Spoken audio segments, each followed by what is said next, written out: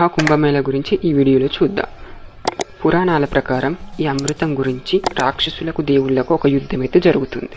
కాశుకి అనే ఒక పాముని ఒక మహా తాడులాగా మందార పర్వతాన్ని సముద్రంలో చిలికినప్పుడు ఆ విషయం అయితే బయటపడుతుంది. ఆ విషయం బయటపడితే ప్రపంచం నాశనం అవుతుందనే కారణంతో శివుడు తన కంఠంలో ఆ విషయాన్ని దాచుకుంటాడు. అందుకే శివుణ్ణి నీలకంఠుడు అంటారు. ఆ రాక్షసుల చేతికి అమృతం వెళ్తే ఎక్కడ ప్రపంచాన్ని నాశనం చేస్తారనే దృష్టితో విష్ణుమూర్తి వాళ్ళ దృష్టిని మరలించడానికి మోహిని అవతారాన్ని ఎత్తుతాడు. తర్వాత వాళ్ళ దృష్టిని మరలిస్తాడు, ఆ అమృతాన్ని కాపాడుతాడు. ఆ అమృతాన్ని కాపాడే సమయంలో ఆ అమృతం 4 చుక్కలు 4 ప్రాంతాల్లో పడుతుంది.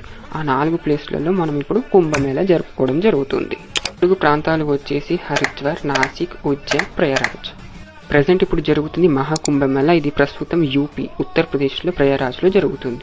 ప్రతి 144 సంవత్సరాల తర్వాత ఇది జరుపుకోవడం జరుగుతుంది.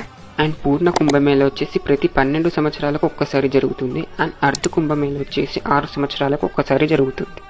ఈ మహాకుంభమేళలో మనుషులు ఎప్పుడు చూడని యోగులు, సాధువులు, నాగసాధువులు, అఘోరాలు, ఋషులు వీళ్ళైతే హిమాలయస్ నుంచి రావడం జరుగుతుంది. ఇది ఒక గొప్ప ఉత్సవంగా, పరిపూర్ణమైన ఉత్సవంగా, పవిత్రంగా భావిస్తూ ఉంటారు.